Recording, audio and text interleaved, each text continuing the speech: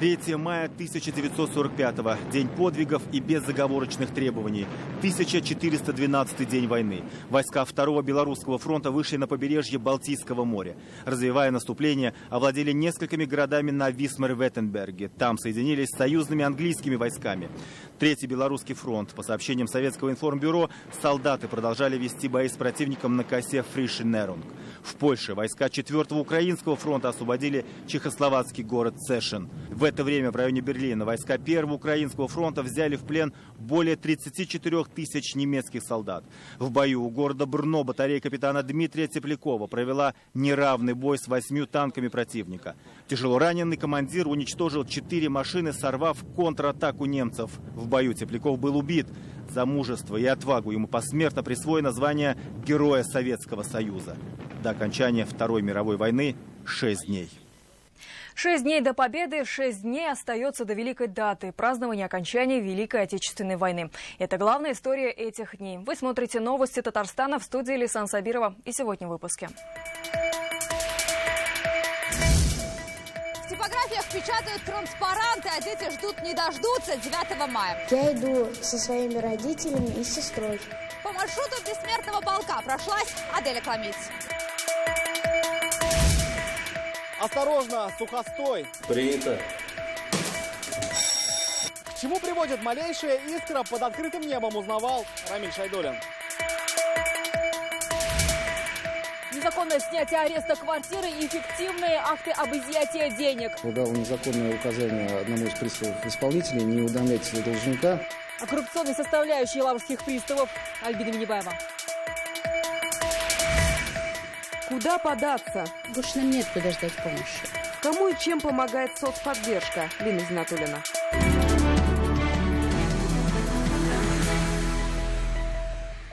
С минуты на минуту в центре Казани начнется репетиция парада в честь Дня Победы. Проход пока технический, без оркестра и без зрителей. Генеральная репетиция запланирована на конец недели.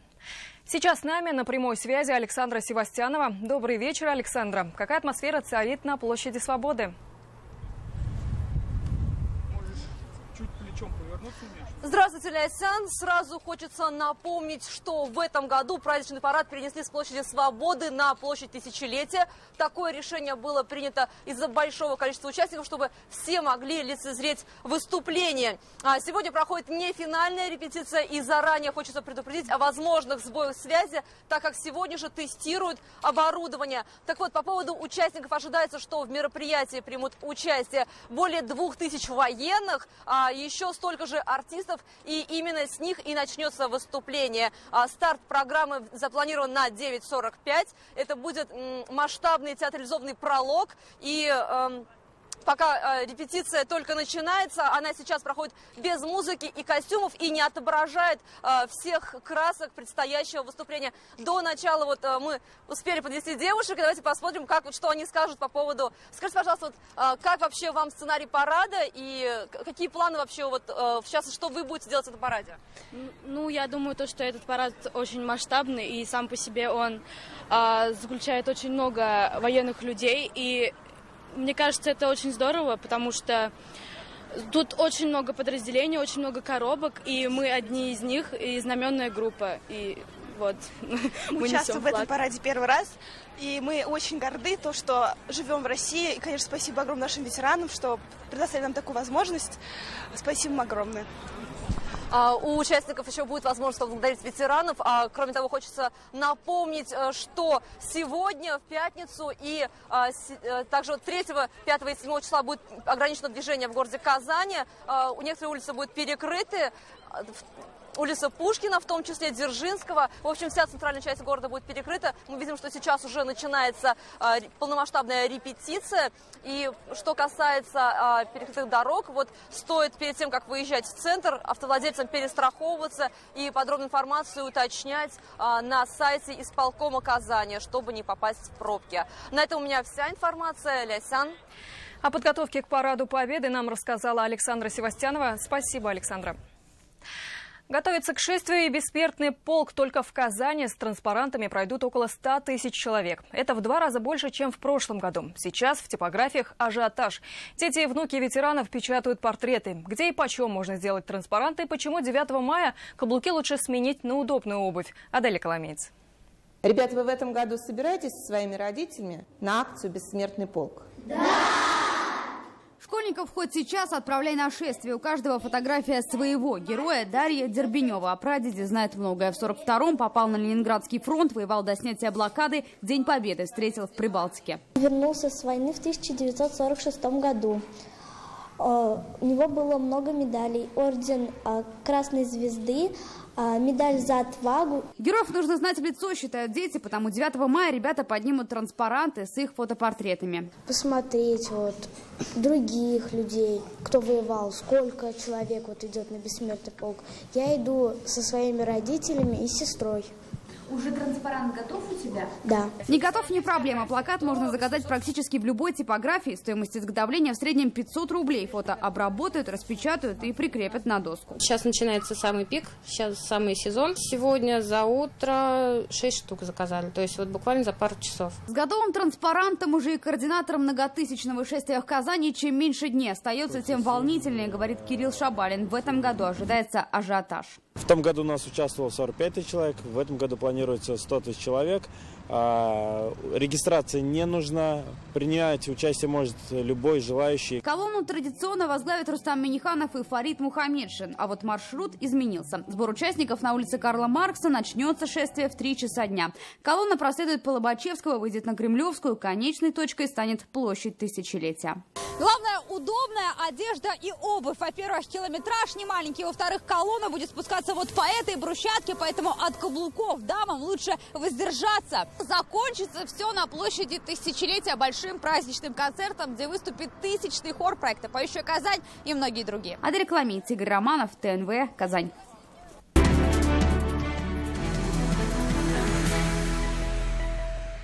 На Казань обрушился сильный град. Сегодня днем на горках и танкодроме около 10 минут шел ледяной ливень. Размеры некоторых градин достигали 50-копеечных монет. Ощущения людей, попавших на улицы под град, были не из лучших. Рядом в лесопосадке по улице Мавлютова от града пострадали птицы, которые высиживали птенцов. Это первая волна холодного фронта, которая движется на республику с северо-запада. Жара уже спадает, к ночи дожди, в отдельных районах грозы. По прогнозам гидрометцентра, холодная погода продержится до 8 мая. Тем временем лесничие республики бьют тревогу. Татарстанцы поджигают сухую траву, и это уже серьезно угрожает лесам. Количество сообщений о пожарах увеличилось на 1/3 только за неделю. Как работают пожарные, когда хулиганам не страшны ни предупреждения, ни штрафы? Рамиль Шайдуллин. Сообщения о том, что горит сухостой, в эти дни в МЧС приходят со всех уголков республики. Нижнекамска, Лаишева, Чистополя и Азнакаева. Принято. Быть готовым ежесекундно пожарных обязывает погода. Солнце сушит самое опасное – весеннюю траву. От одной искры она разгорается за минуты. За день приходится выезжать и дважды, и трижды. Минуту нам дается, чтобы выехать. Одинаково быстро пожарные обязаны приехать и до соседнего села, и к отдаленным лесопосадкам. Трава успела просохнуть насквозь и загорается от одной искры. Что и говорить об окурках, кострах и углях. Если в полях опасен сухостой, то в деревнях это мусор. Люди жгут его умышленно под открытым небом, забывая, что это грозит пожаром. 30 апреля ездили 2 раза. Первый раз, мы вернулись с пути, видимо, усилиями чьими-то были быстренько потушены. Вызов был за пределами нашего района выезда. Второй раз то же самое за пределами района выезда.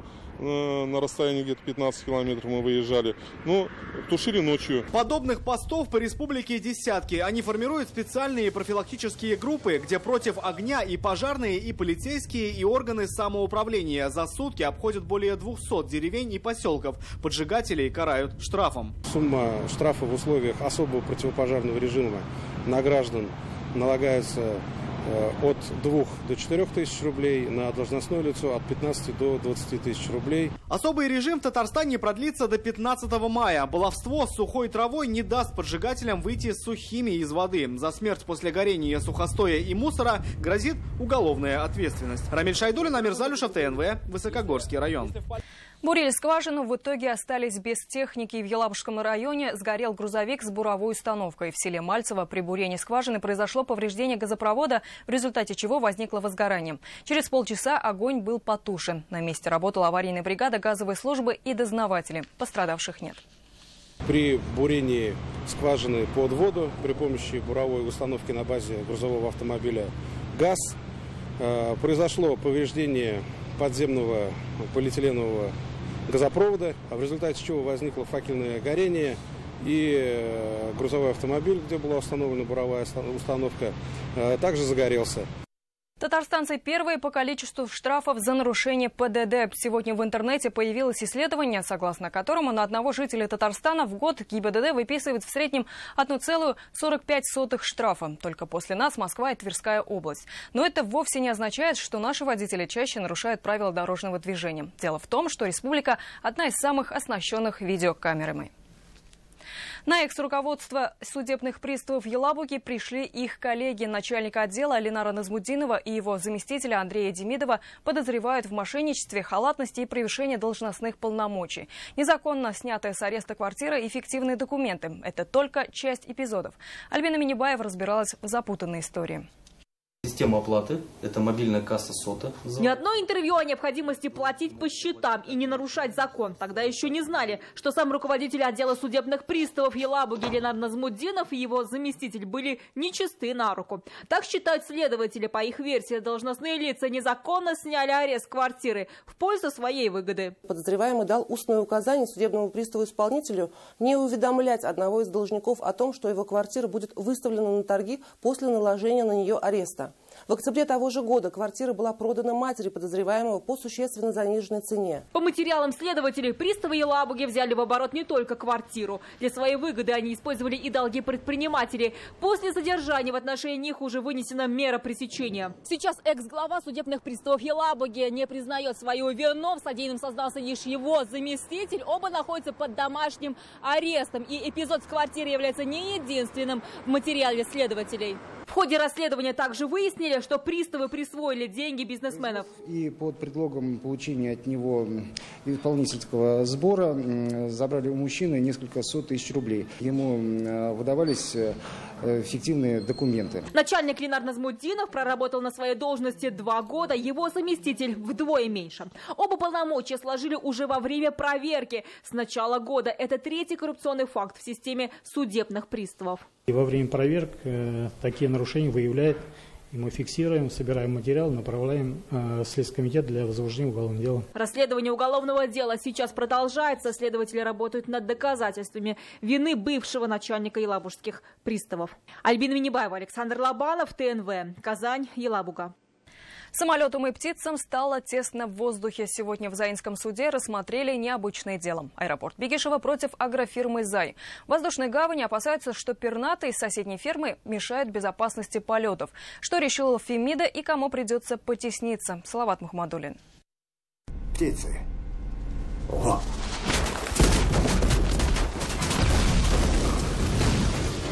Птицы залетают в двигатели самолета во время взлета, и пилоты сажают воздушное судно на реку Гудзон. Это реальная история 8-летней давности. Боятся, что самолет придется сажать уже на Каму в аэропорту Бегишева. Рядом с ним ферма – любимое место диких птиц. Эта история длится с января этого года. Тогда аэропорт инициировал прокурорскую проверку, и вот дело дошло до суда.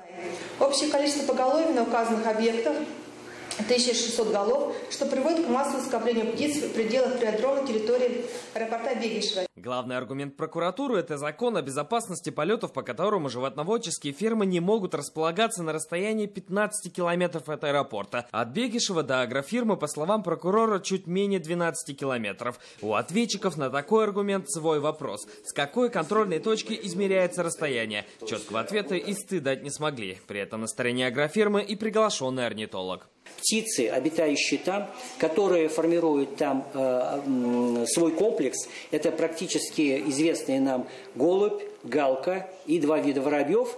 Виды, которые являются оседлыми, виды, которые не совершают длительных перелетов, тем более на десятки километров, естественно, они эту проблему для аэропорта Бегеша создавать не могут. Точку в этом деле сегодня поставить не удалось. Суд решил привлечь представителей прокуратуры и Заинского исполкома. Следующее заседание запланировано на 16 мая. Салават Махмадуллин, Ильшат Аюпов, ТНВ, Заинский район. Вы смотрите новости Татарстана и далее в выпуске. Куда податься? Больше нам нет куда ждать помощи. Кому и чем помогает соцподдержка? Лина Зинатуллина. Весенний сезон. Не рекомендовал бы, конечно, саженцы покупать где-нибудь у дорог. В Казани выбирала саженцы Аделя Коломиц.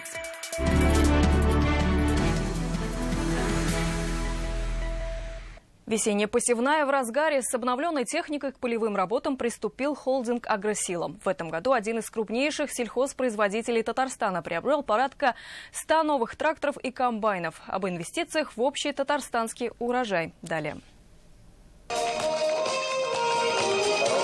В новый посевной сезон с обновленной техникой. В этом году холдингом «Агросила» закуплено больше 100 новых комбайнов и тракторов.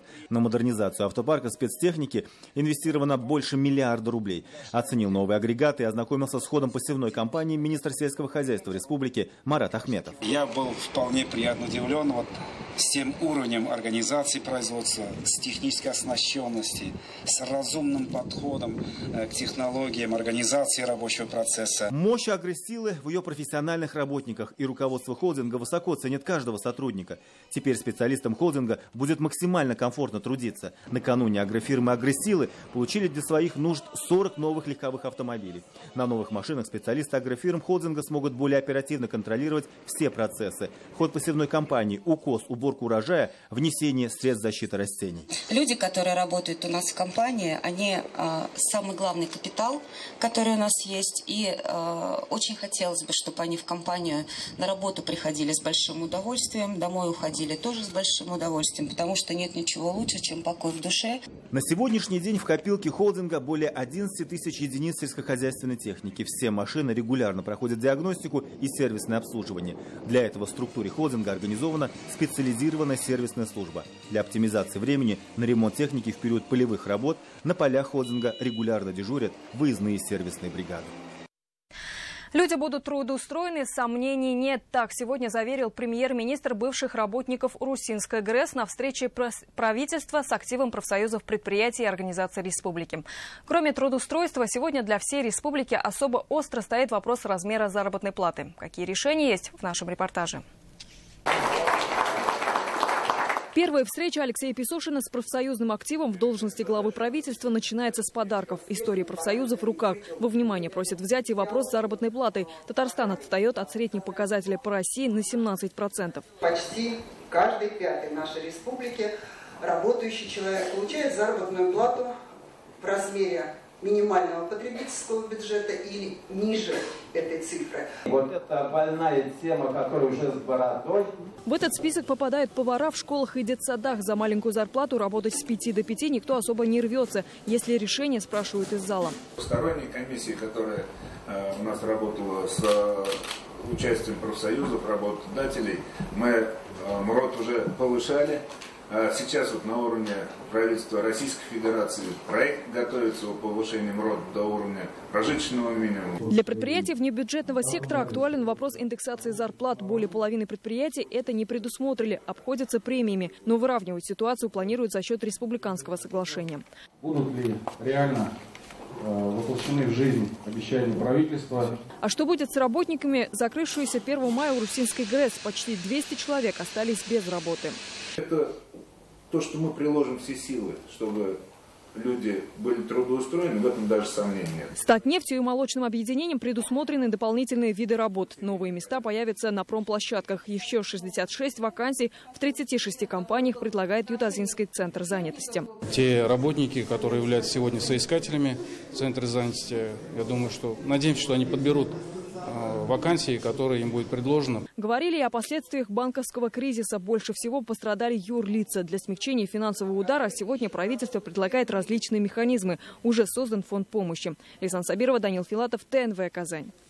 Льготы, скидки и выплаты в общественной приемной «Единой России» сегодня консультировали по мерам соцподдержки. Узнать о своих правах пришли многодетные мамы, приемные семьи и родители детей-инвалидов.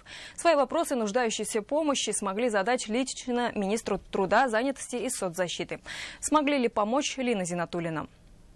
Приехали мы в 2001 году сюда. Уже 16 лет в общежитии. Гульнара Газизова одна растит 3 сыновей. От бывшего мужа ни помощи, ни вестей, а по документам он по-прежнему здесь прописан. Коммунальные платежи от этого еще больше. Добрую половину зарплаты в 15 тысяч приходится отдавать за ЖКХ. Как результат – долги. Больше нам нет куда ждать помощи. Только надеюсь, что государство каким-то образом мне поможет.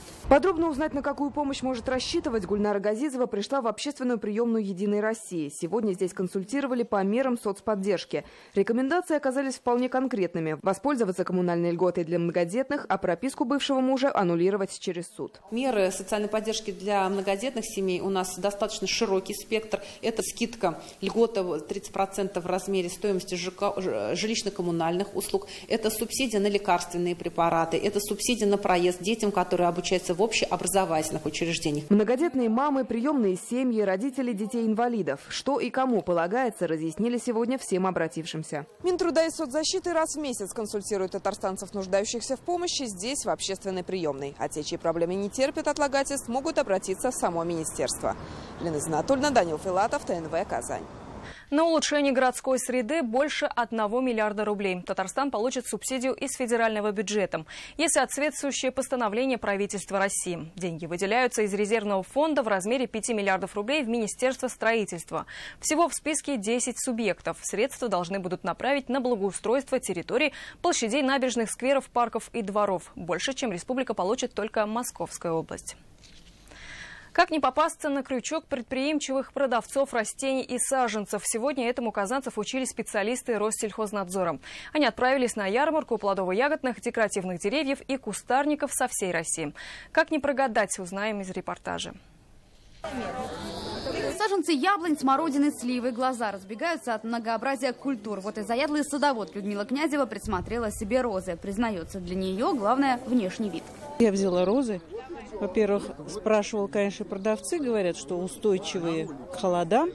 Ну, а во-вторых, форма самих бутонов. Вот я, например, очень обращаю внимание, чтобы не раскидистый бутон, а в виде такой рюмочки. Цена, внешний вид и документы. Вот на что обращают внимание покупатели, а специалисты дополняют. Лучше покупать саженцы в контейнерах и отдавать предпочтение плодовым культурам в возрасте 2-3 лет. Чтобы саженец, например, был здоровый, не поломанный, чтобы корневая система была у него в порядке. Привитые саженцы культурные, как сортовые, они дают урожай намного раньше. Сегодня специалисты Россельхознадзора провели рейд. Если документы на саженцы, без нарушений не обошлось. Не рекомендовал бы, конечно, саженцы покупать где-нибудь у дорог, на стихийных таких местах. Саженцы покупать надо в хороших питомниках или крупных магазинах. Антоновка, Грушевка, Анис. Иногда покупка саженцев оборачивается одними расстройствами и расходами. На дереве китайки или вовсе без плодов. Главное правило покупателей – идти к надежному продавцу. Адель Кламиц, Лейсан Мустафин, Александр Лобанов, ТНВ, Казань. Вечерний эфир ТНВ продолжит программа «Вызов 112». Убил родного дядю и ограбил тетю. Стартовал громкий процесс. Подробности через несколько минут. Все репортажи этого выпуска можно увидеть на сайте нашей телекомпании, а также на канале YouTube. О деловых новостях республики прочитать в интернет-газете «Реальное время». Далее выпуски спорта и прогноз погоды. До встречи в 21:30.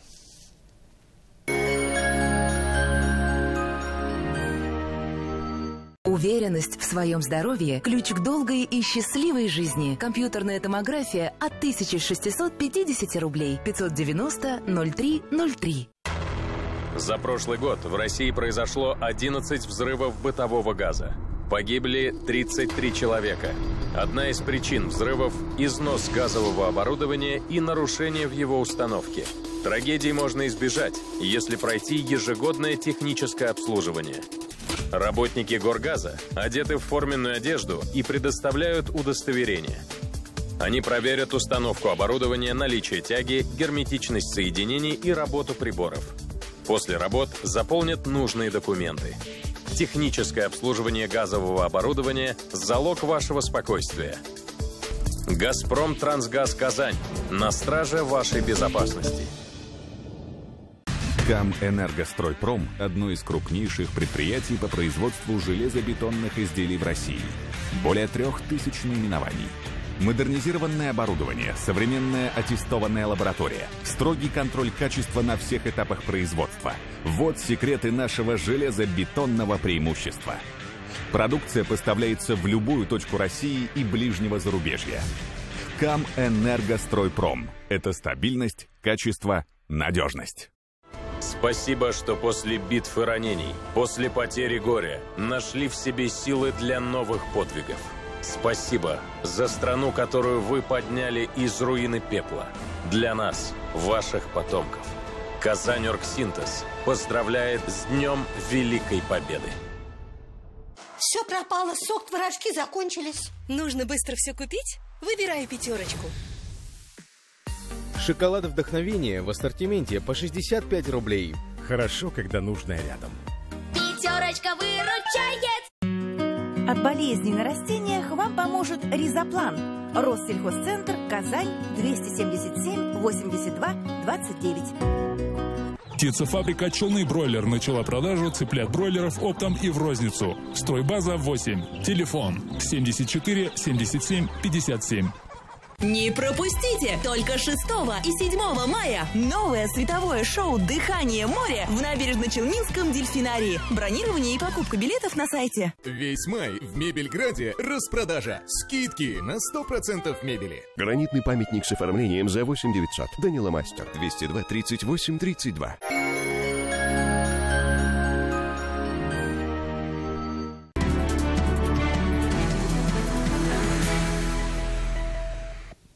Добрый вечер. Новости спорта на ТНВ, в студии Алмаз Гафиятов.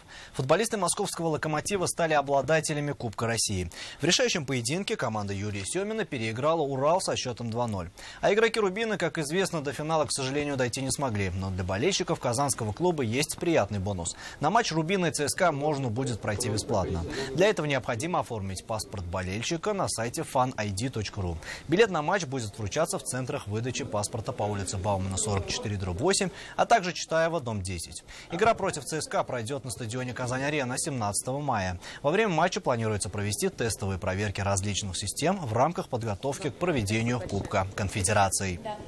На самом деле сложностей очень мало, потому что люди в основном уже ознакомлены с информацией данной на сайте. Они приходят со своими документами, некоторые просто не знают, что нужен паспорт. Забывают об этом. Они приходят с паспортами, получают паспорта болельщиков. Очень элементарная, как я считаю, процедура. Болгарский либеро Теодор Салпаров покидает казанский «Зенит». Волейболист пришел в команду 2 года, и при нем «Зенит» трижды подряд выигрывал Лигу чемпионов. Тем временем казанский «Акбарс» продлил контракт с нападающим Владимиром Ткачевым. Новое трудовое соглашение рассчитано на 2 года. Об этом сообщает официальный сайт казанского клуба. В минувшем сезоне Ткачев провел в составе 73 игры, забросил 17 шайб и сделал 26 результативных передач. В настоящее время форвард находится в расположении сборной России. Игрок «Акбарса» вошел в расширенный список национальной команды для участия на чемпионате мира. Команда провела открытую тренировку перед отправкой в Германию. В составе есть и игроки НХЛ. Задача одна всегда в сборной России, поэтому нужно выигрывать. Эмоций много, очень хочется выиграть турнир. У меня сезон неудачно закончился в НХЛ, поэтому хочется немного реабилитироваться и выиграть. В Москве на гребном канале Крылатская завершился Кубок Федерации гребного спорта России. Победителями стали магистранты Поволжской академии спорта Антон Куранов и Анастасия Лебедева. Куранов был признан двукратным победителем соревнований в двойке парной легкого веса и в одиночке легкого веса. Трехкратный призер турнира Анастасия Лебедева одержала победу в одиночном заезде легкого веса и стала серебряным призером в двойке и четверке парных. Участие в соревнованиях также принял магистрант академии Александр Стромкин, закрепившийся в составе сборной страны в экипаже «восьмерки» на предстоящем этапе Кубка мира. Он пройдет в Белграде и завершится 7 мая. Сейчас на гребном канале в Казани тренируется юношеская сборная России, которая после сборов отправится на первенство Европы.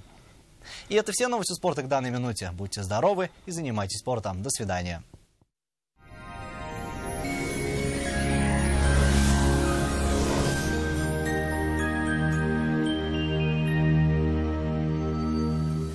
Здравствуйте! Вы смотрите прогноз погоды на ТНВ.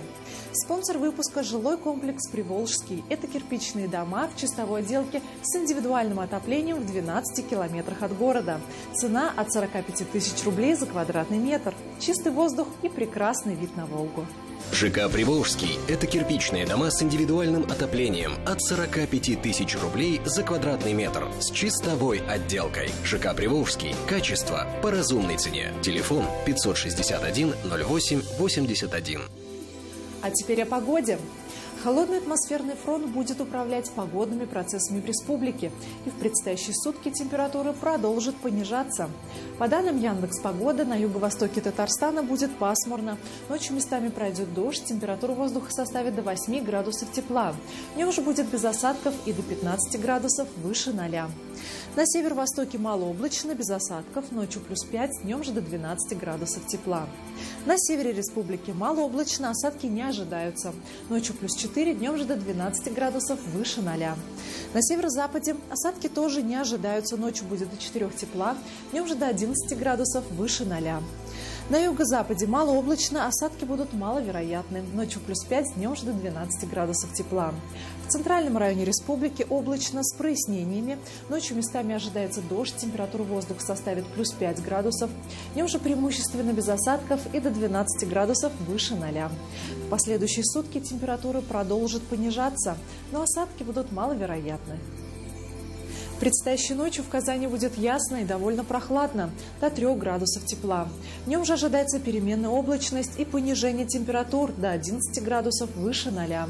Ветер северо-западный умеренный. Атмосферное давление составит 760 миллиметров ртутного столба. Влажность воздуха 52%. Ожидается магнитная буря. Будьте внимательны к своему здоровью. На этом наш выпуск завершен. В студии была Маргарита Павлушина. До свидания.